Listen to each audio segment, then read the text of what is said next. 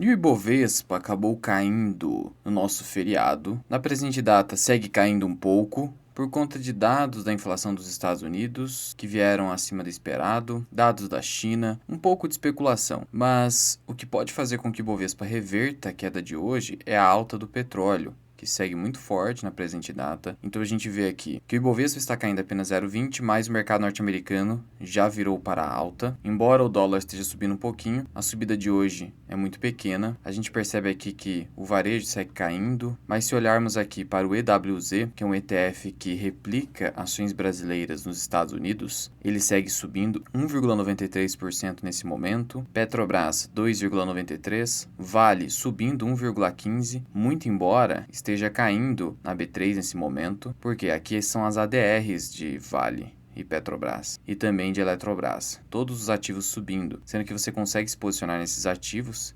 inclusive o ETF EWZ, na Quantifury. Deixo o link aqui na descrição. Sendo que essa queda vem após de entrada de capital estrangeiro nos dias 9 e 10 aqui na B3, 387 milhões no dia 9, 309 milhões de reais no dia 10. E o que está fazendo o petróleo subir muito na presente data, batendo inclusive 4%, é o agravamento do conflito no Oriente Médio. O Irã disse que novas frentes podem surgir contra Israel. Esse é o grande temor do mercado. O mercado não se preocupa com Israel parar. Na verdade, Israel não produz petróleo para o mundo, mas o Irã.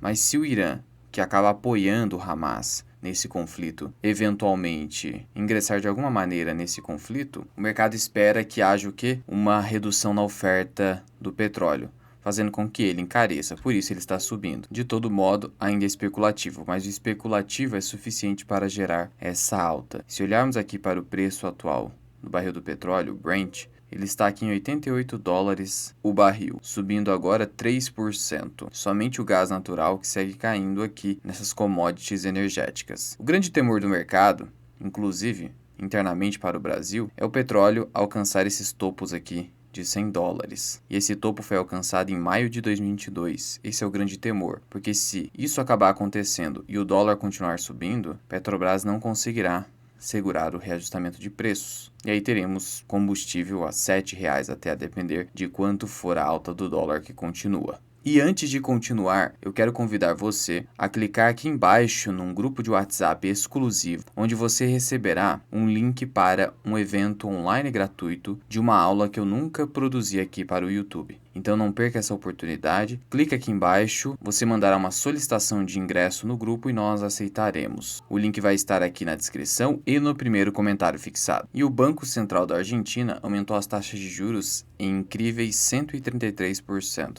Exatamente essa é a taxa de juro anual na Argentina. Você conseguiria isso com títulos públicos argentinos. Acontece que a inflação ao consumidor argentino subiu 12,7% no mês de setembro, dando uma alta anual de 138%. Então, esse juro sequer alcançou aqui a alta anual da inflação, 138%. Contra 133. Na prática, esse juro aqui, para quem está exposto à economia argentina, não gera nenhum tipo de ganho real. Então, qualquer aplicação em renda fixa na Argentina, você vai estar perdendo da inflação argentina, sendo que o mercado esperava uma alta para 145%. Aí sim seria mais capaz de conter essa inflação de 138, mas o governo não quer perder popularidade. Ele sabe que uma taxa de juro desse tamanho aqui, acima do acumulado da inflação, contrairia ainda mais a economia já em frangalhos da Argentina, e isso reforçaria o quê? Reforçaria a liderança do Milei nas eleições. De todo modo, a economia argentina e os argentinos seguem sem esperança de melhora. E trazendo aqui para vocês as 3 ações de dividendos mais recomendadas pelas corretoras em outubro, lembrando que o IDIV teve uma alta de 1,3% no mês de setembro, a primeira ação é a BB Seguridade, com código em bolsa BBSE3. Me perguntaram no Instagram se a BB Seguridade tem baixa liquidez de negociação. Na verdade não, ela negocia num volume diário médio superior a 100 milhões de reais. Então ela tem muita liquidez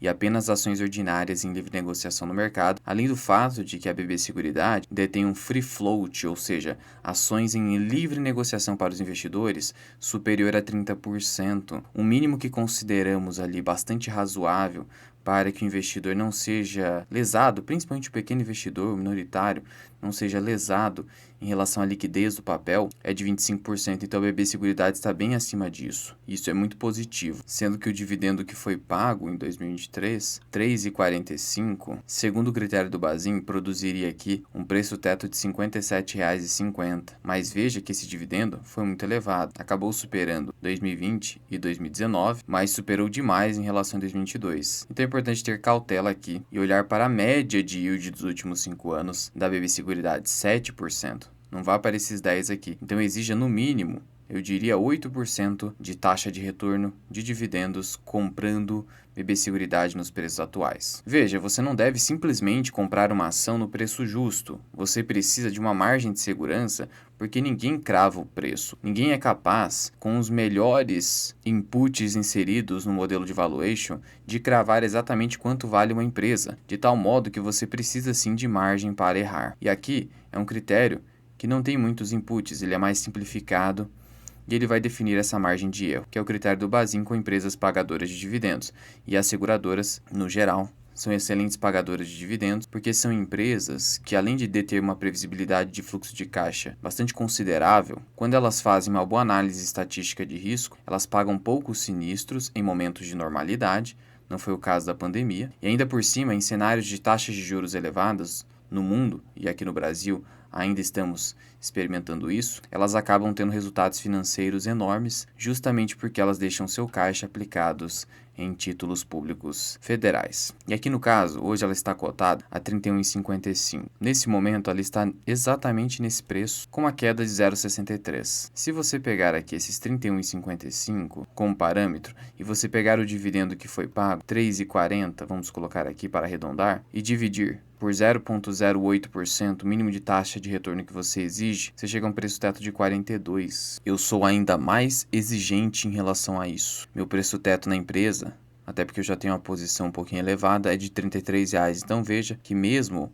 com um PVP mais elevado, que é característico da BB Seguridade, comprar até os 33, na minha visão, você está comprando bem. Até porque Banco do Brasil deverá ter nova porrada de lucro na visão do Goldman Sachs, aqui no terceiro tri, podendo chegar a 9,9 bilhões de reais na visão do Goldman Sachs. Se nós pegarmos aqui o lucro reportado pelo banco no primeiro tri, 7,29 bi mais 9 bi, o banco já realizou ali 16,3 aproximadamente, mais 9,9, que é a projeção do Goldman Sachs, chegamos a 26 bilhões. E se o banco fizer mais 9,9 ou 9,5, que deve ser o que vai acontecer no quarto tri, ele vai chegar a 35 até 36 bilhões de reais. A projeção de guidance do banco é 37 no máximo, fica entre 33 e 37. Então, ele deve fechar o ano no meio do caminho um pouco acima disso, 35 a 36 bilhões. Isso aqui dá um yield projetado de pelo menos 4,80 nesse ano. Se você exigir no mínimo uma taxa de desconto, no caso de 10% em Banco do Brasil, você compraria até os R$ 48,00. Nesse momento ele está cotado a 49, já ficou mais difícil de comprar. Então, exceto se você não exige uma taxa de desconto tão alta quanto 10%, que eu acabo exigindo, justamente por ter um risco estatal envolvido aqui com o Banco do Brasil, você compraria nesse momento. É claro que pensando em longo prazo, se não houver nenhum tipo de lesão ao Banco do Brasil pelo governo, os preços atuais ainda estariam bem baratos, até porque o banco ainda negocia abaixo do seu valor patrimonial, em apenas 0,87%.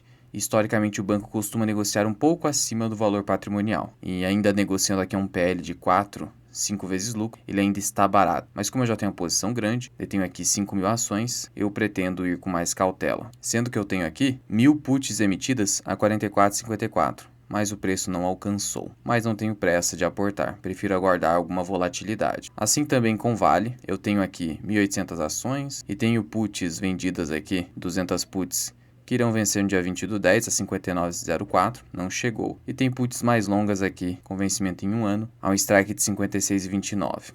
A outra ação da lista é a Petrobras, segue com recomendações. E é engraçado como essas recomendações mudam toda hora.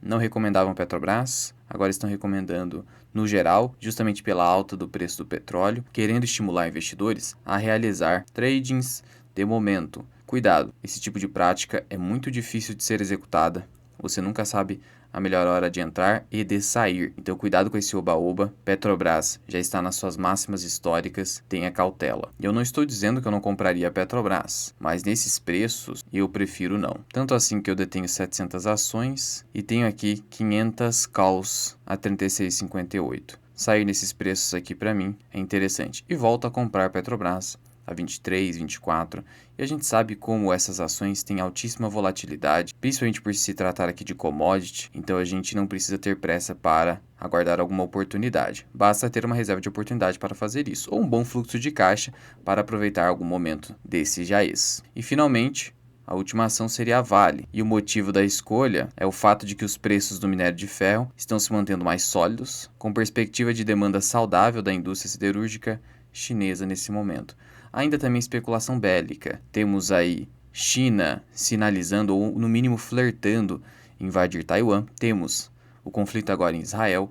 Temos a Ucrânia e Rússia. Temos a China promovendo estímulos monetários para a sua economia, para tentar fazer com que o mercado de aço se desenvolva não apenas na linha do mercado imobiliário, que já foi uma bolha que acabou estourando na China, nós sabemos disso. Então ter Vale na carteira é um pouco estratégico também. Mas eu não sigo comprando, salvo através de opções para ir protegendo ali a posição que eu tenho na carteira.